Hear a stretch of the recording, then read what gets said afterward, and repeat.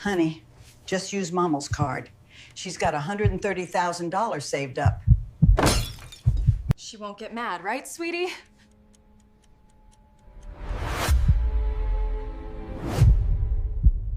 Imagine the shock of a 68-year-old woman, hands deep in flour as she kneads dough in her kitchen, suddenly freezing in place when she overhears her own son casually handing over her bank card to his wife. Honey, use Mum's card. She's got like $130,000 saved up, he says, without a hint of guilt, dismissing her lifetime of sacrifices as if they were pocket change for their shopping spree. That moment shattered everything she thought she knew about family loyalty. If you're hooked by stories of resilience, betrayal, and reclaiming one's life, hit that subscribe button right now and turn on notifications so you never miss an update. Like this video if you've ever felt undervalued by those closest to you, and drop a comment below sharing your own experiences with family dynamics. We read everyone, and it helps build our community.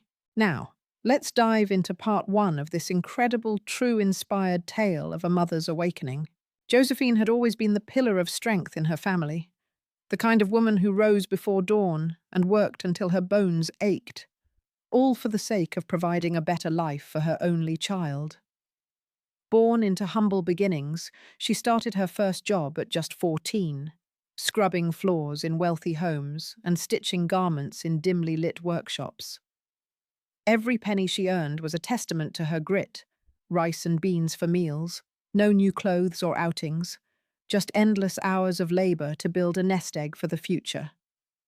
By the time she was in her 20s, she'd married a man who promised the world but delivered only heartbreak, leaving her alone to raise their son, Edward, after he vanished without a trace. Raising Edward became her life's mission. She juggled multiple jobs, seamstress by day, cleaner on weekends, ensuring he had clothes on his back, food on the table, and an education that could lift him out of the poverty she'd known. Josephine sacrificed her own dreams, forgoing vacations, hobbies, or even simple pleasures like a salon visit, all so Edward could thrive. And thrive he did. He grew into a successful engineer, marrying Grace, a woman with a sharp tongue and an even sharper eye for luxury. 15 years into their marriage, Josephine had watched as Grace slowly wrapped Edward around her finger, turning him from the devoted son she'd raised into someone who saw his mother as little more than a convenient resource. 20 years ago, when Edward and Grace wanted to buy a spacious home but couldn't afford the down payment, Josephine didn't hesitate. She sold her modest little apartment, the one she'd scraped together over decades of saving, and handed over $50,000 to help them. "It's a loan, Mum," Edward had assured her with shining eyes. "I'll pay you back soon." But as the years ticked by, that promise faded into oblivion. Instead, Josephine moved into their new home, squeezed into the tiniest room, a former pantry converted into a cramped bedroom with just enough space for a twin bed and a nightstand. She handed over her entire $500 monthly pension without keeping a cent, cooked every meal, cleaned the house spotless, washed and ironed their clothes, all without a single complaint.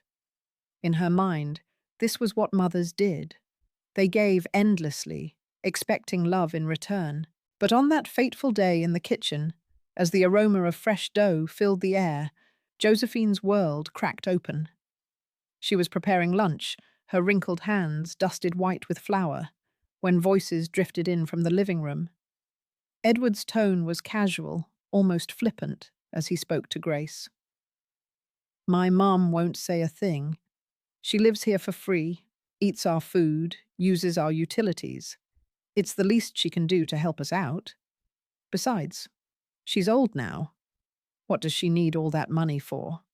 We have expenses, a life ahead of us."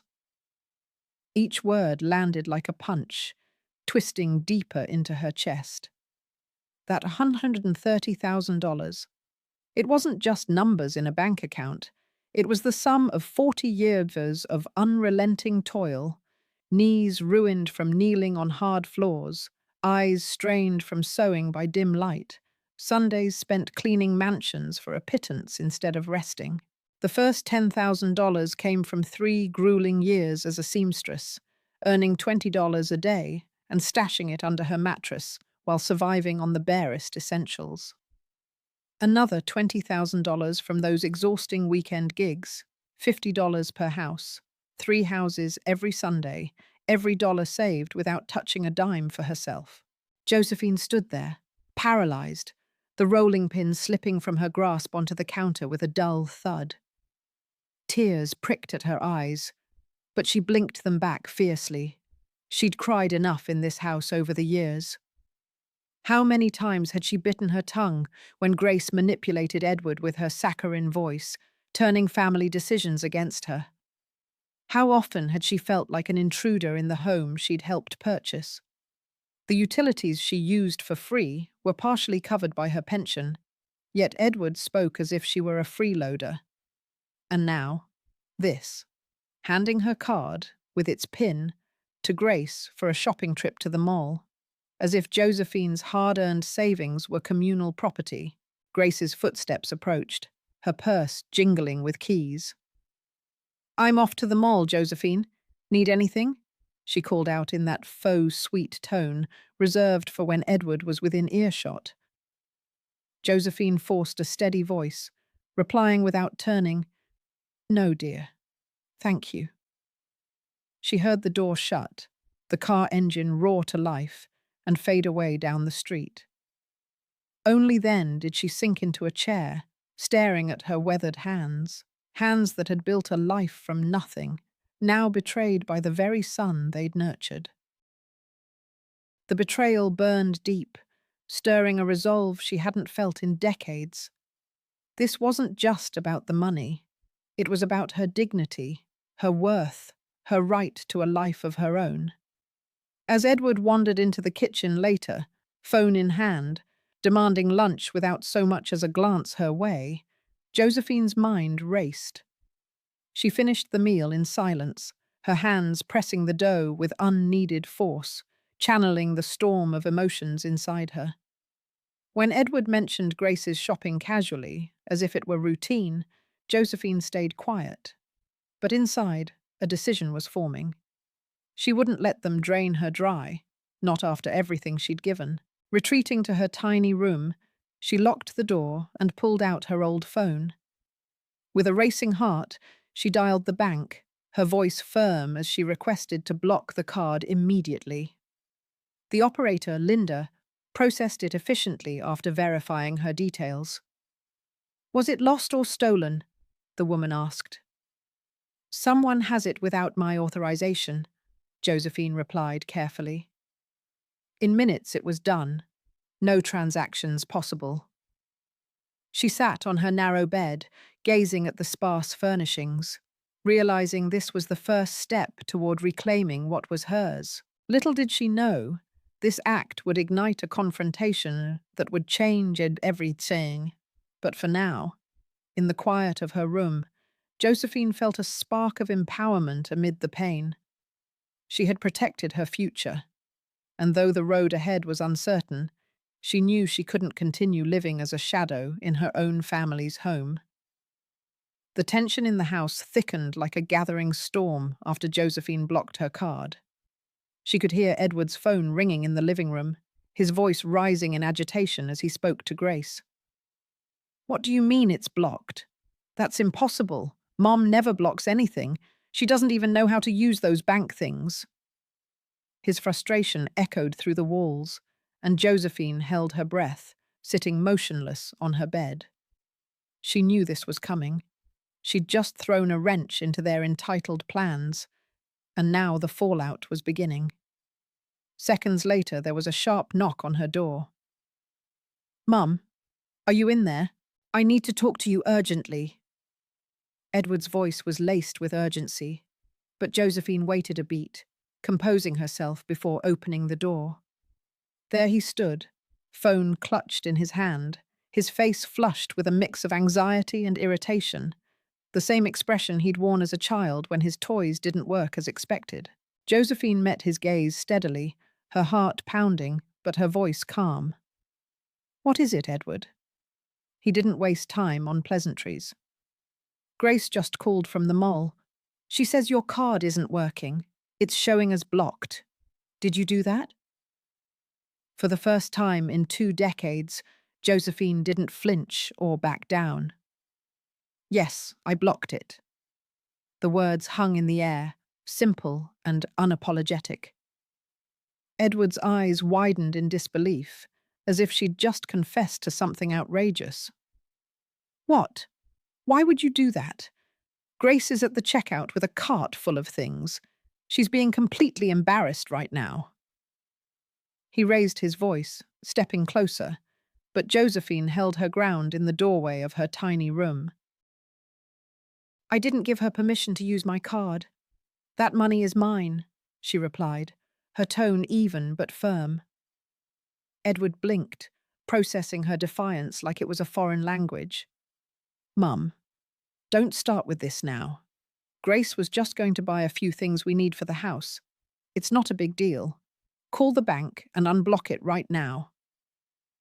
It was an order, delivered in the authoritarian tone he'd honed over the years, the one that usually made Josephine comply without question.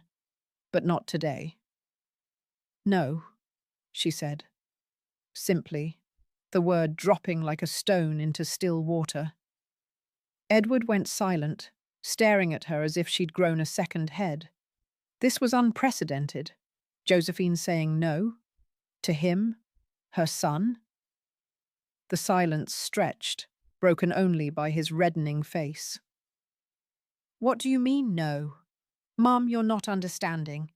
Grace is waiting there with $82,000 worth of purchases.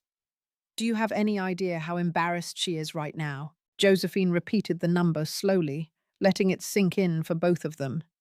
$82,000. It burned in her throat, the enormity of it crystallizing her anger. Edward, she was going to spend $82,000 of my money without even asking me. He waved it off, trying to downplay the absurdity. It's for the house, Mum. A new TV, a living room set, appliances we need to replace. It's not like it's just for her. But Josephine wasn't buying the excuses anymore. I did not authorize those expenses. I saved that money working for 40 years. It's not family money. It's my money.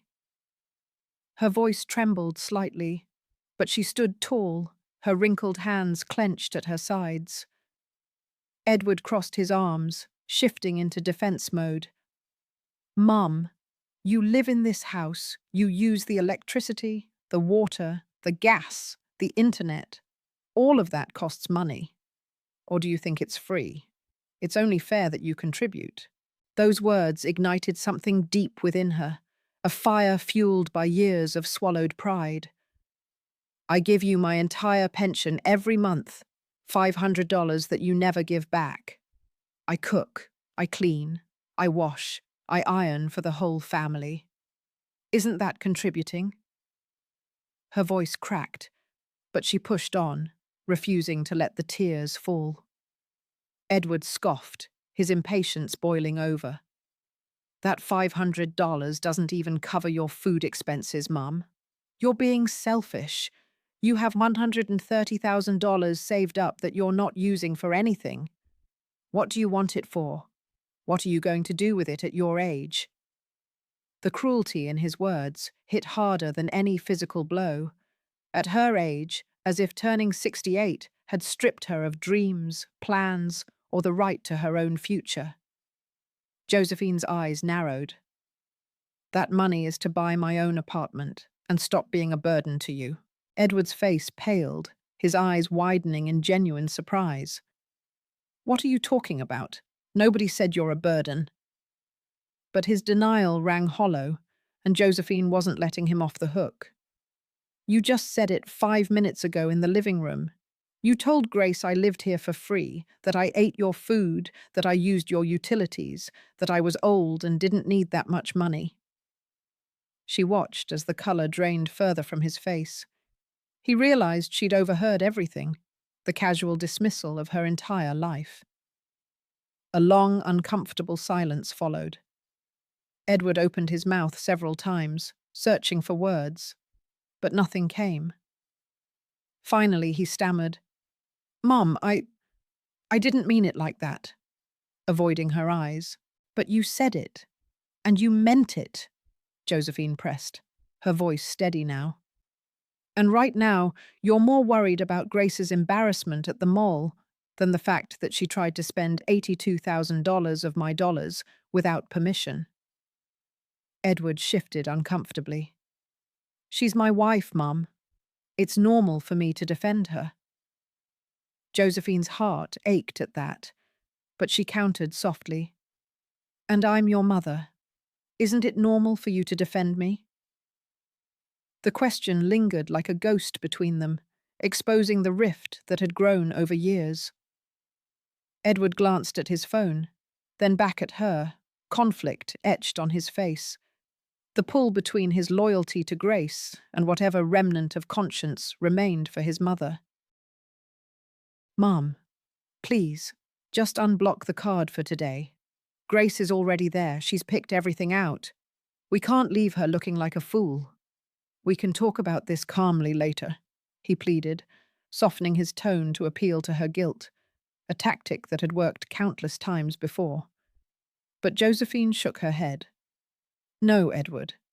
Tell Grace to come home. The three of us need to talk." He begged again. "Mum, don't make this bigger than it is. Please." She stepped back, her resolve unbreakable.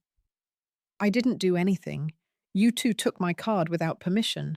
You're the ones planning to spend my money as if it were yours. I'm just protecting what belongs to me." With that, she closed the door gently but firmly, leaving Edward standing there, stunned. He knocked again, softer this time, his voice reverting to the boyish plea that once melted her heart. "Mom, open up, please. Don't be mad." But Josephine didn't respond. She sat on her bed, listening as he retreated, hearing him murmur into the phone to Grace, explaining the blocked card. Grace's screams pierced through the receiver, loud enough for Josephine to hear. "Your mother is crazy. I'm standing here like an idiot in front of all these people. The cashier already called the manager. This is humiliating." For once, Josephine felt no guilt. Let Grace taste embarrassment. She'd endured it for 20 years, introduced as the mum who lives with us at gatherings, treated like the help by Grace's friends. Half an hour later, the front door slammed open, shaking the walls. Grace's heels clicked furiously across the hardwood floor, announcing her rage like thunder. "Where is your mother?" she demanded, her voice dripping with venom. Edward tried to calm her.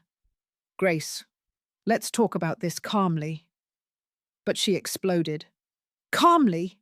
Your mother put me through the biggest embarrassment of my life. There were like 20 people watching while the cashier tried to run the card over and over. I had to leave everything there and run out." Josephine could picture her perfectly. Face red, hands flailing, turning the situation into her personal tragedy. Edward murmured something about Josephine overhearing their morning conversation, but Grace brushed it off. "So what if she heard? We told the truth. She lives here without paying for anything. The least she can do is help us when we need it.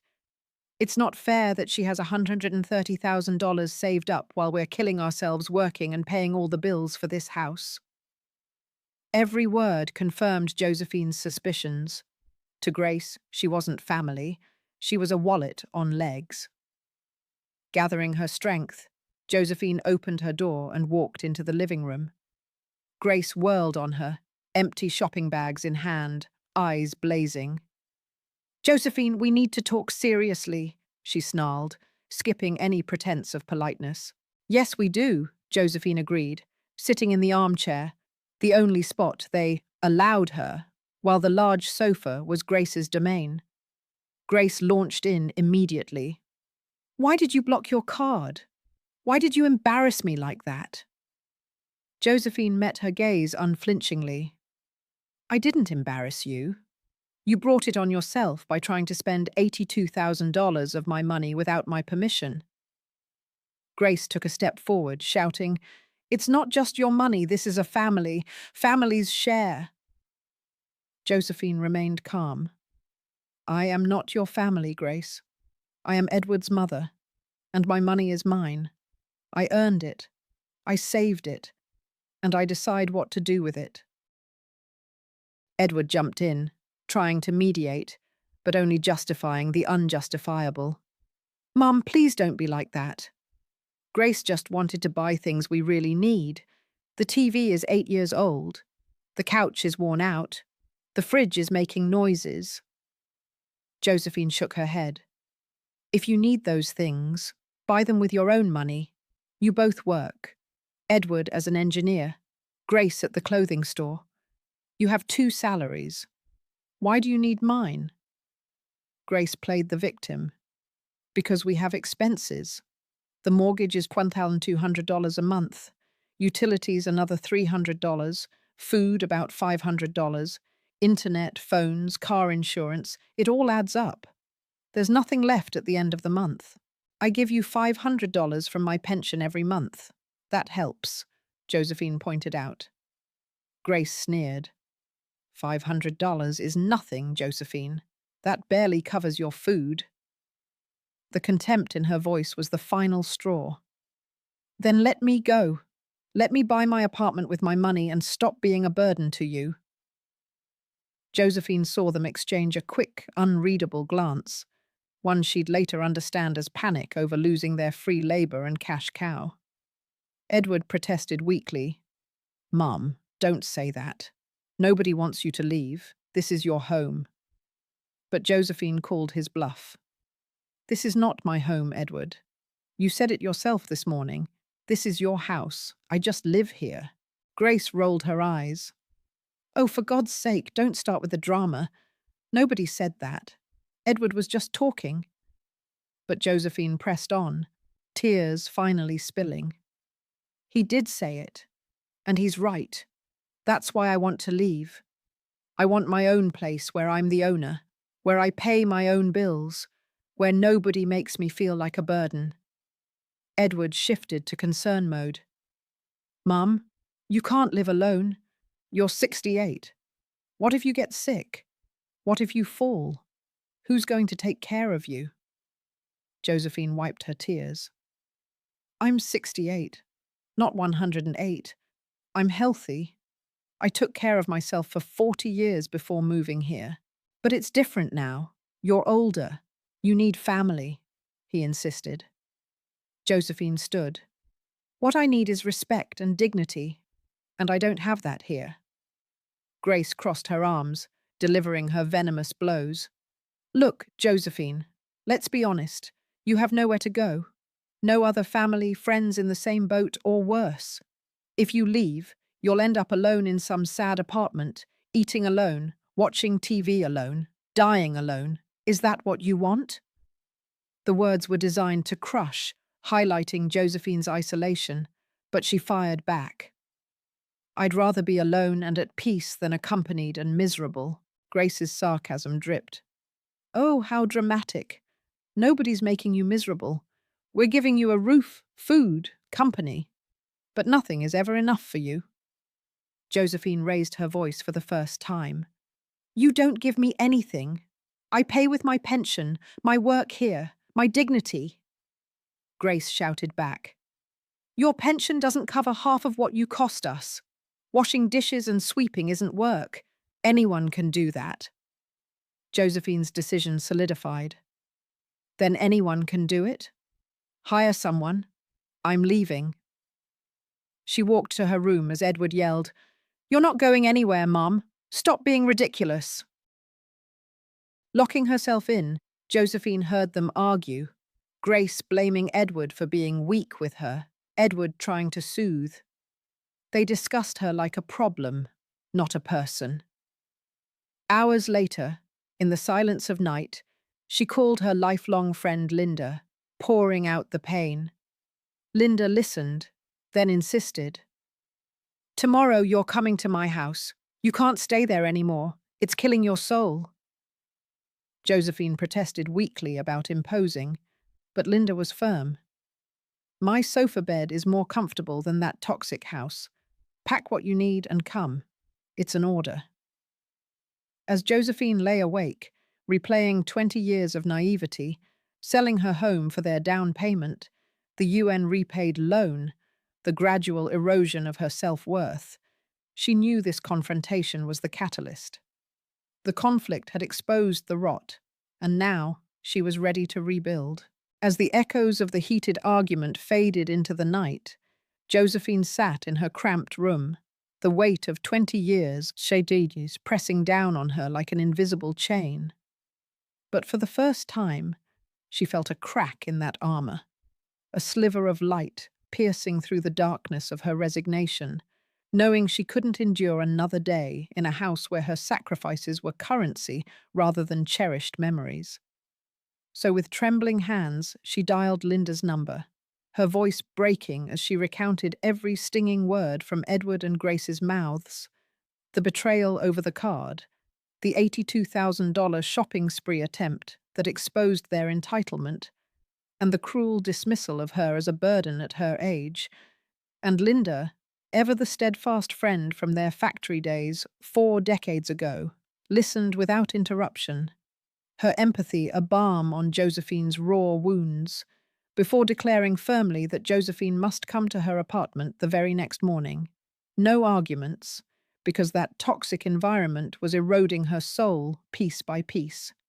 And though Josephine protested about imposing on Linda's small space with its single bedroom and modest living area, Linda insisted the sofa bed was waiting and far preferable to another moment under Edward and Grace's roof, so Josephine barely slept that night, her mind replaying the journey that led her here, from selling her beloved 2-bedroom apartment 20 years prior to fund Edward's down payment on this very house.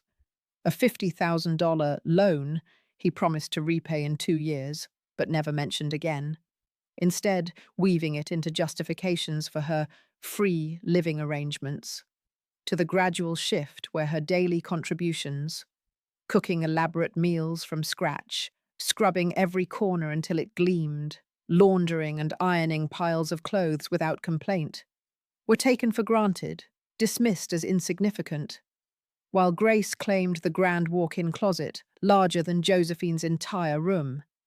And Edward barricaded himself in his private office, leaving her confined to the former pantry-turned-bedroom, with its narrow twin bed that barely fit her aging frame. And as dawn broke, Josephine rose early as always, preparing a final breakfast spread on the table: fresh bread, eggs, fruit arranged neatly. But this time she didn't linger to serve.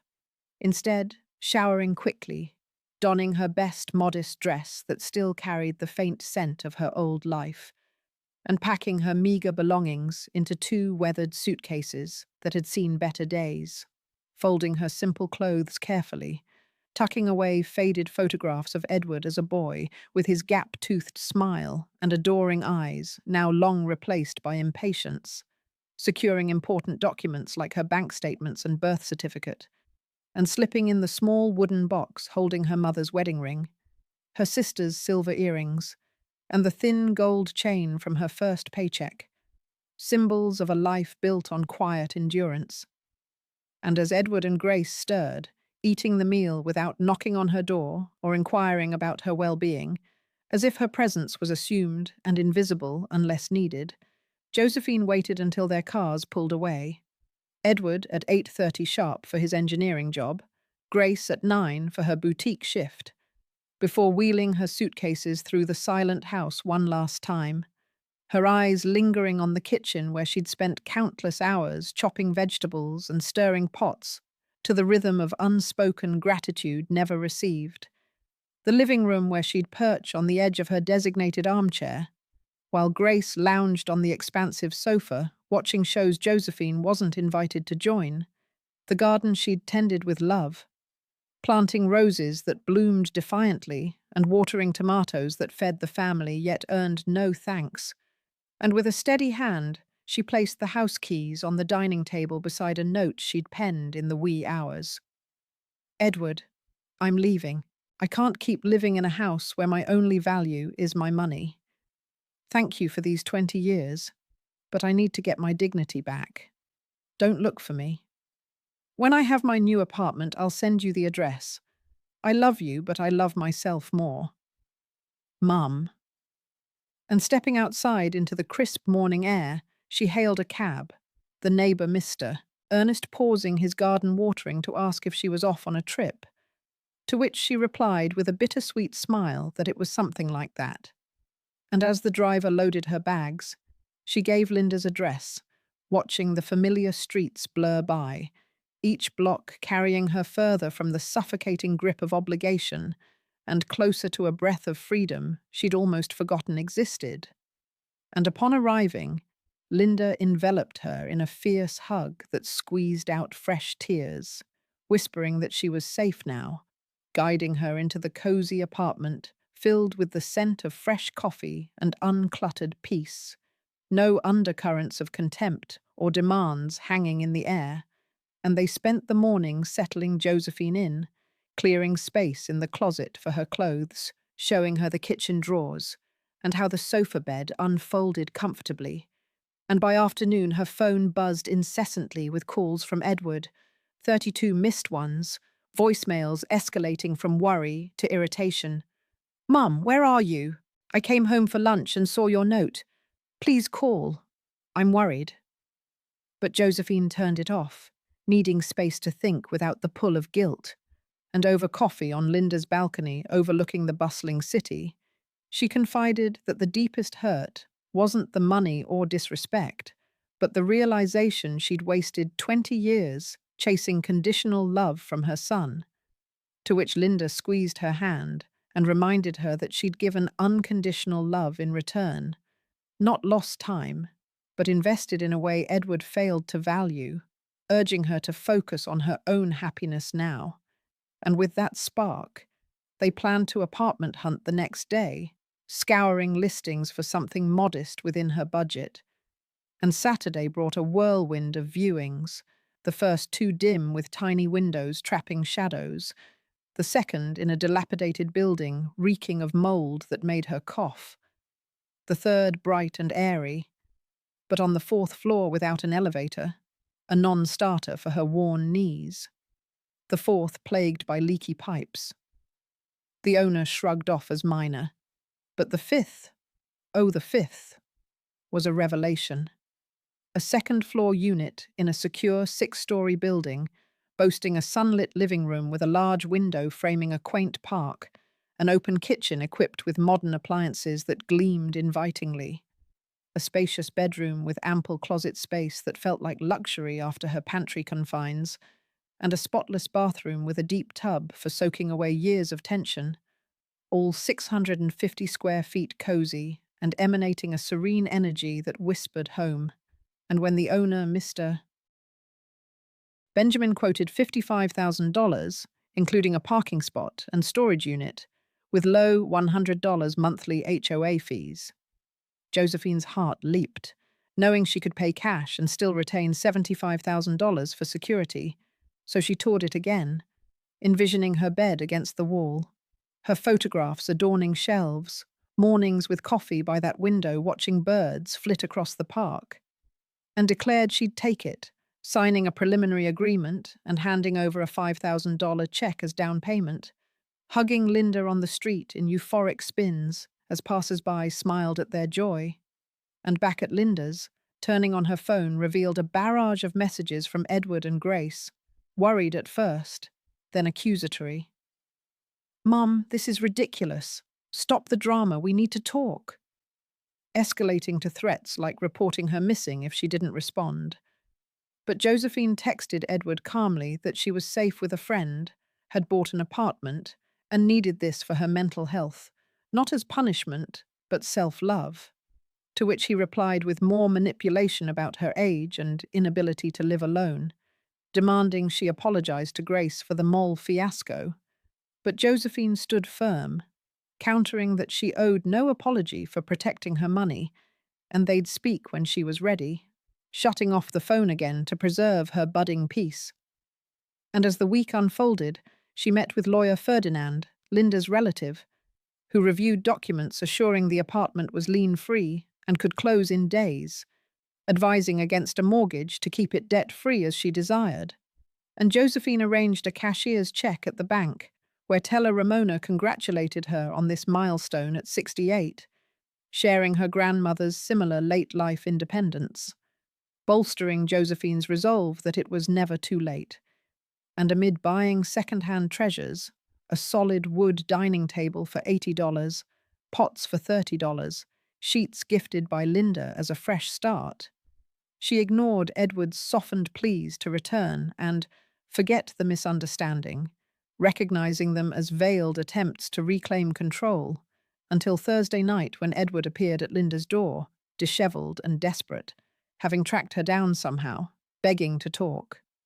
But Josephine met him at the threshold with Linda as backup, listening to his apologies laced with excuses about not meaning to mistreat her, yet probing about her remaining savings as if entitled, claiming the years he'd supported her offset any debt, which ignited Linda's intervention to eject him. And as he stormed off, accusing her of selfishness and breaking the family, Josephine wept in Linda's arms, grieving the son she'd lost, but affirming her choice to prioritize dignity over dysfunctional ties, setting the stage for the independence she'd soon fully embrace. If this part of Josephine's journey resonates with you, smash that like button and share in the comments how you've reclaimed your own space or supported a loved one in doing so.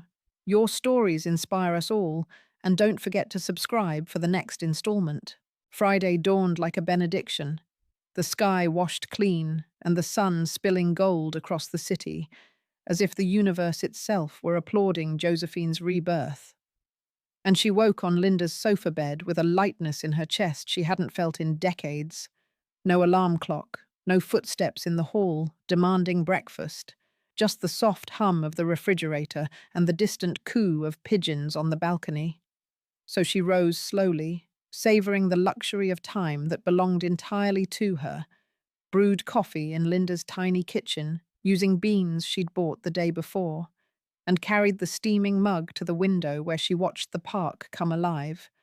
Dog walkers, joggers, children chasing pigeons, before Linda emerged from her bedroom in her cream silk blouse reserved for special occasions, declaring that this was the most important day of Josephine's life, and she would not experience it alone. So they dressed with care. Josephine in her navy dress, with the small pearl buttons she'd saved for weddings and funerals, Linda in a soft lavender cardigan that made her look like a spring garden. And they arrived at Ferdinand's law office 15 minutes early, the receptionist greeting them with a warm smile and a tray of butter cookies that Josephine nibbled nervously while Mr.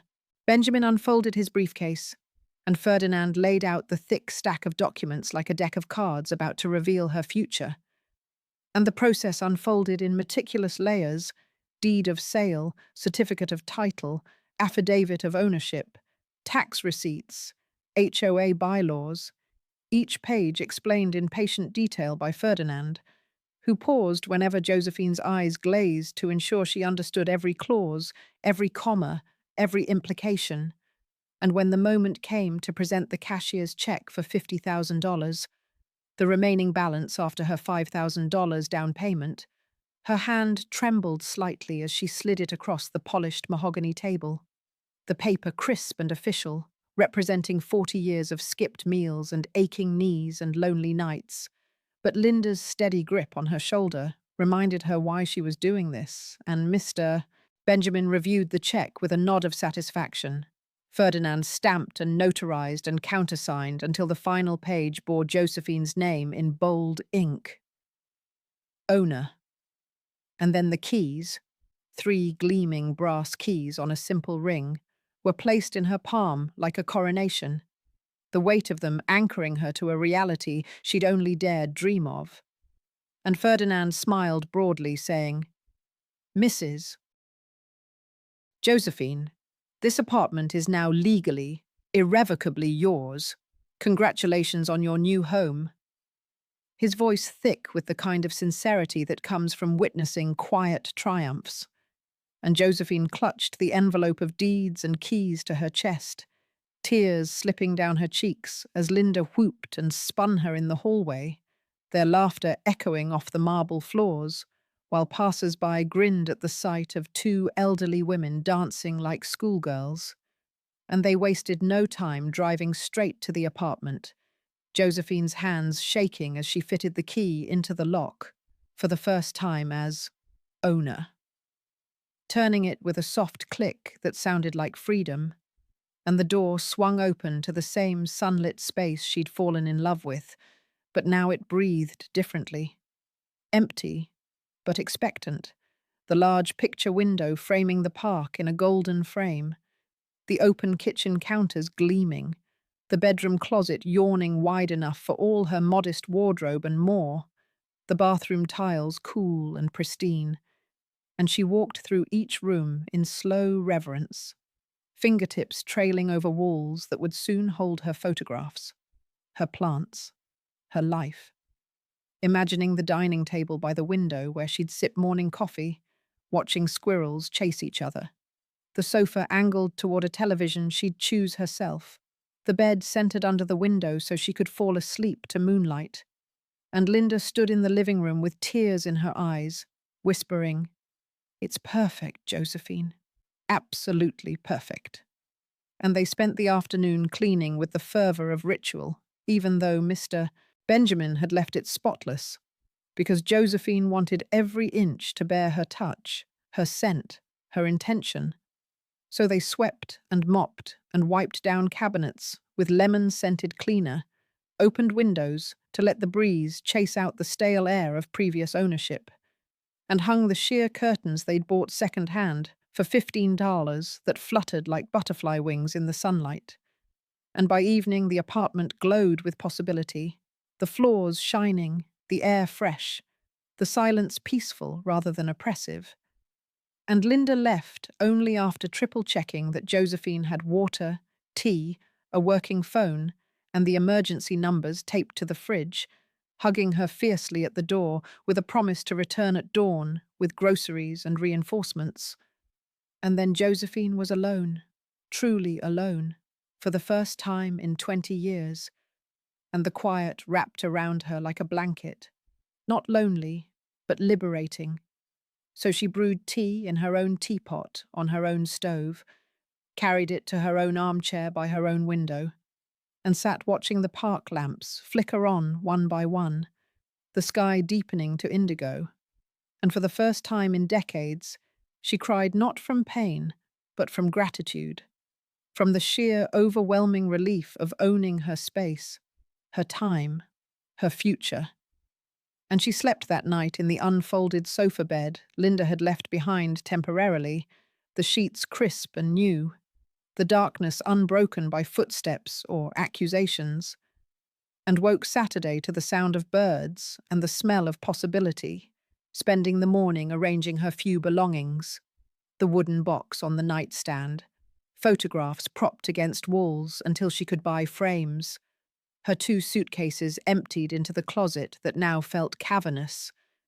And then Linda arrived like a general with an army, her niece Antonia, a sturdy 30-year-old who managed a moving company, pulling up in a rattling truck with 2 burly friends, Miguel and Carlos, who refused payment beyond gas money because any friend of Aunt Linda is family, and they transformed the empty rooms into a home with astonishing speed, maneuvering the solid wood dining table through the door and positioning it perfectly beneath the window so the morning light would dance across its surface, sliding the queen bed, purchased for $200 in pristine condition, into the bedroom, and dressing it with the new sheets Linda had gifted, soft as clouds and smelling of lavender, assembling the slim bookcase against the wall where Josephine arranged her 3 cherished books, and the framed photo of Edward at age 5, blowing out birthday candles, setting the sofa in the living room at a cozy angle to the television nook she'd designated, hanging the simple rod curtains in the bedroom for privacy, placing the garage sale lamps on side tables that cast warm pools of light, and even carrying up the potted geranium Josephine had bought for $5 to sit on the balcony railing. Its red blooms, a defiant splash of color against the city sky. And by noon, the apartment hummed with life. Every piece chosen with care and budget in mind, yet arranged with love. The kitchen cabinets stocked with the pots and plates and glasses she'd scavenged from flea markets. The bathroom shelves lined with towels folded precisely. The storage unit in the basement already holding boxes labeled in her neat handwriting. Kitchen extras, winter clothes, memories. And Antonia's crew laughed and teased as they worked, Miguel joking that he'd never seen a move-in so organized, Carlos offering to install a shelf above the sink for her spices free of charge. And when they left with $100 pressed into their hands despite protests, Josephine stood in the center of her living room, arms spread wide, spinning slowly to take it all in. The scent of fresh paint and lemon polish, the creak of the floorboards under her slippers, the way the sunlight slanted through the window to warm the sofa. And she whispered to the empty air, "This is mine," the words tasting like victory. And Linda stayed to help organize the final details, arranging cutlery in drawers with military precision, labeling jars of rice and beans and coffee, showing Josephine how the building's laundry room worked, and introducing her to the superintendent, Mr. Park, who promised to fix any issue within the day, and they shared a simple lunch of bread and cheese at the new table, toasting with mismatched glasses of iced tea to Patty, new beginning. And when Linda finally left at dusk, kissing Josephine's cheek and promising to return Sunday with homemade chicken soup, Josephine locked her door, her own door with her own key, and leaned against it, heart full to bursting, then walked to the balcony where the city lights twinkled like a promise. And she realized that every small act, turning on her lamp, filling her kettle, choosing which chair to sit in, was an assertion of autonomy, a reclamation of the self she'd nearly lost. And that night, she slept in her own bed for the first time, the mattress cradling her aching back, the sheets cool against her skin, the silence unbroken except for the distant hum of traffic and the occasional bark of a dog. And she dreamed not of arguments or accusations, but of open windows and endless mornings where the only schedule was the one she wrote for herself. If this chapter of Josephine stepping into her hard-won sanctuary moved you, hit that like button. Share your own stories of creating a space that's truly yours in the comments. And subscribe with notifications on for the final part, where we'll see how her new life and her relationship with Edward unfolds. Sunday bloomed slow and golden, the kind of morning that felt like the world had pressed pause just for Josephine. She woke without an alarm, sunlight striping the new sheets across her queen bed, the faint scent of lavender still clinging from the wash Linda had insisted on. For a long moment she lay still, listening. No clatter of Grace's heels, no Edward barking for coffee, no silent expectation hanging in the air like smoke. Only birdsong from the park and the soft creak of her own floorboards as she swung her feet to the ground. She padded barefoot to the kitchen, her kitchen, filled the kettle from her Timmy's tap, measured coffee into her little stovetop pot with the chipped blue handle she'd found for $2 at the flea market, and carried the steaming mug to her dining table beneath her window. The park below was alive, an elderly couple walking a tiny white dog, a young mother pushing a stroller, a boy kicking a red ball that bounced like a heartbeat. Josephine sipped and watched and felt the years of tension uncoil from her shoulders, vertebra by vertebra, until she was simply a woman in her own home, 69 years old, and finally gloriously the author of her days. Linda arrived at noon with a wicker basket swinging from her arm, the promised chicken soup bubbling inside a thermos, still hot from the stove, along with a loaf of crusty bread from the bakery 3 blocks over, whose owner now greeted Josephine by name. They ate at the table, sunlight pooling across the wood, tearing bread with their hands and laughing about the time they were 20 and tried to dye their hair with beet juice in the factory bathroom. Linda produced a small potted basil plant for your windowsill, so every meal tastes like hope. And together they repotted it in a terracotta saucer Josephine had painted soft yellow the day before. After lunch, they walked the neighborhood like explorers. The fruit stand, where the vendor slipped her an extra peach for the new lady on the second floor. The pharmacy, where the owner, another Grace, but gentle-eyed and kind, tucked a free bottle of aspirin into her bag, in case the knees complain. The community center bulletin board, advertising a Monday knitting circle and a Wednesday watercolor class. Josephine signed up for both on the spot, her handwriting steady for the first time in years. The days unfurled into a rhythm that was hers alone. Mornings began with coffee and the park view, then chores at her own pace, sweeping the sun-washed floors while humming old songs, hanging laundry on the tiny balcony where it dried in the breeze scented with someone's distant jasmine. Afternoons she walked the park paths, half an hour exactly, nodding to the same faces. Mr. Chen with the Tai Chi group, Mrs. Alvarez who fed the pigeons, the teenage skateboarders who called her Senora J and once carried her grocery bag up the stairs without being asked. Evening were for small, deliberate pleasures, a single pork chop sizzling in the cast-iron pan she'd seasoned herself, a library book propped open at the table, the television tuned to whatever she chose, old black-and-white movies, nature documentaries, a Spanish telenovela that made her laugh out loud at the dramatics. She kept a notebook by the bed and wrote one line each night. Today I watered the basil and it reached for the sun. Today I bought strawberries because they were on sale and I wanted them. Today no one told me I was in the way. 3 weeks in, the knitting circle became her anchor. 6 women around a scarred wooden table in the community center basement, needles clicking like friendly rain. Rosa, who'd lost her husband to cancer and now made baby blankets for the hospital. May, who taught physics by day and knitted scarves in neon colors to remind the world joy is allowed. Young Marisol, pregnant with her first and practicing booties the size of Josephine's palm. They welcomed her with mismatched yarn and no questions, only tea in chipped mugs and stories traded like currency. Josephine's first project was a simple moss-green scarf. By the 3rd week, it was long enough to wrap twice around her neck, soft as forgiveness. She wore it proudly even on warm days, a banner that said, "I made this, I am still making." Wednesday lunches with Linda became sacred. They alternated apartments, taking turns experimenting with recipes from library cookbooks, Moroccan tagine one week, lemon ricotta pancakes the next, arguing playfully over cinnamon quantities and whether garlic belonged in dessert.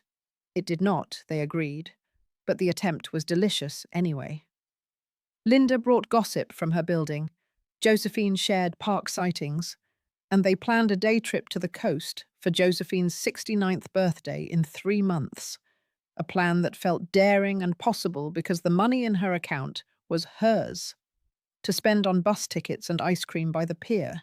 1 month after moving, the message from Edward arrived at 7:42 p.m., the screen lighting up on the table where she was shelling peas for tomorrow's soup. "Mum, Grace and I went to the house you left. We need to know if you're coming back to pick anything up, or if we can dispose of the things in your room." The word dispose landed like a slap. 20 years reduced to trash bags. She stared at the peas, green pearls rolling between her fingers, and typed back, "Donate or throw away whatever is left. I've taken everything important, the old clothes and junk I don't need." No reply came, and she turned the phone face down, returned to the peas, and felt the chapter close with a soft, final click. 2 weeks later, at the market, she saw Grace across the produce aisle, same sharp bob, same designer sunglasses perched in her hair even indoors. Their eyes met. Josephine expected venom, a scene, but Grace's face flickered with something unreadable. Embarrassment, maybe defeat, before she turned and disappeared behind a tower of avocados. Josephine bought tomatoes anyway, ripe and heavy in her canvas bag, and walked home humming. The dinner party came 3 months in, orchestrated by Linda with military precision. 6 women crowded into the 650-square-foot apartment and made it feel like a palace. Antonia with her booming laugh and stories of moving pianos up 5 flights. Sarah with her grandmother's empanada recipe. Linda's neighbors, Elena and Fatima, who brought baklava sticky with honey and argued over whose mother made it better. They ate at the table, extended with a board and a flowered tablecloth, chairs borrowed from neighbors, wine poured into jelly jars because Josephine hadn't bought glasses yet. Someone toasted, "To Josephine, who proved it's never too late to choose yourself," and the room erupted in cheers that rattled the windows. After dessert, Antonia's flan wobbling like a small miracle, Sarah asked, "What dreams do you have now that you have your own house?" The question hung in the candlelight. Josephine looked around at the faces glowing with lamplight and friendship, at the scarf draped over her chair, the basil thriving on the sill, the photographs on the wall smiling back. "I think," she said slowly, "my dream was this. But now that I have it, I can dream bigger." The room quieted. "Next year," she continued, "I want to take the train to the ocean. I want to feel sand between my toes and eat ice cream for dinner. I want to learn to swim. Sarah says the community pool has senior classes. I want to fill this bookcase with books I choose, not just the 3 I carried in my suitcase. And I want to keep knitting until I can make a blanket big enough for all of us to sit under on cold nights." The cheers came again, louder, and someone started singing an off-key birthday song 3 months early. 6 months after moving, Edward's second message arrived, different in tone, almost hesitant. "Mum, I know we haven't spoken in months. I've been thinking a lot. Grace and I are having problems. She wants things I can't give her. More, always more. I realized she treated you the same way. I think I understand now why you left. I don't expect forgiveness, but I wanted you to know." Josephine read it twice, showed it to Linda over Wednesday lunch. Linda raised an eyebrow. "He's drowning and reaching for the lifeline you cut. Be careful." Josephine nodded, then wrote back, "Understanding is the first step. If you want a relationship, it has to be different. I have boundaries now. I have a life. Respect that, and we can start over. I love you, but I love myself more now." His reply came the next day. "Could I visit? Just me? No, Grace. I'd like to see your place." They set a date, Sunday 3 p.m., and Josephine spent the week cleaning obsessively, baking lemon cookies from Sarah's recipe, rehearsing calm phrases in the mirror. He arrived on time, thinner, grey, threading his temples, eyes softer than she remembered. The hug in the doorway was awkward but long, smelling of the same soap he'd used since college. She gave him the tour, the scarf on the hook, the basil flourishing, the bookcase now holding 12 volumes, including a dog-eared copy of Little Women. She was rereading for the first time since childhood. He touched the dining table, ran a finger along the windowsill, studied the photograph of himself at 5, blowing out candles. "It's small," he said, "but it feels like you." They sat with coffee and cookies. He talked about Grace's endless demands, the fights over money, the therapy he'd started where the counselor made him see he'd repeated his father's abandonment in subtler ways, letting Grace erase his mother to keep peace.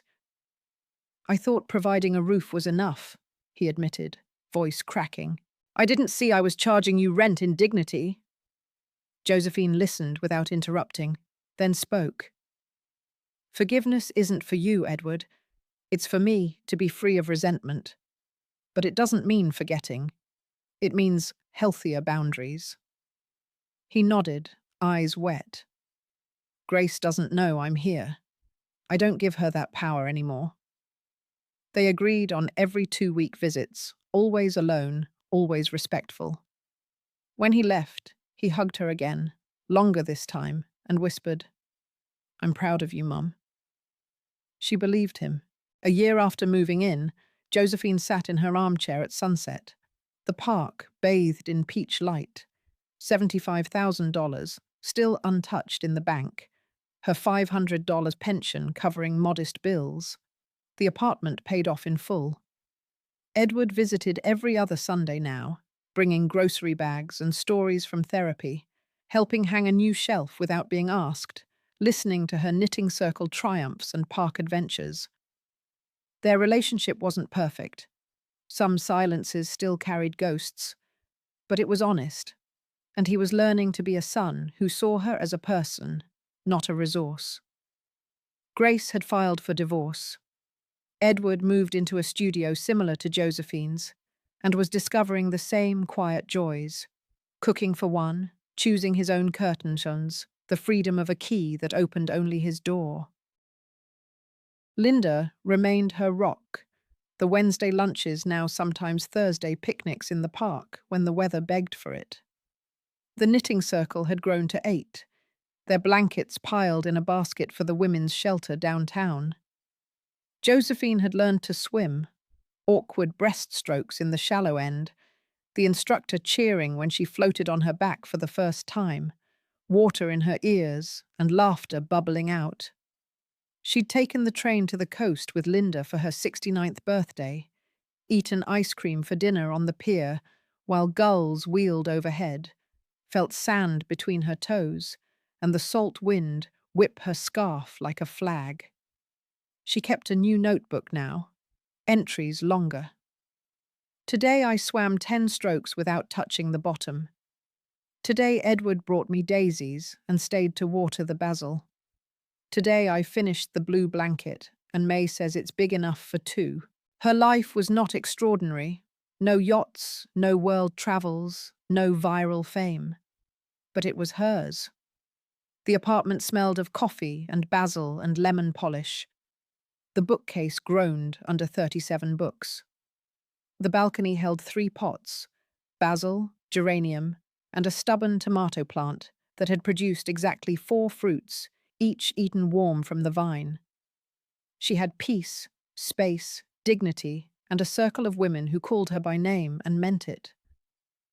Sometimes, late at night, she stood at the window and looked across the park to the city lights, and she whispered to the woman she'd been, the one who'd scrubbed floors and saved pennies and believed love meant giving until nothing remained. You did it.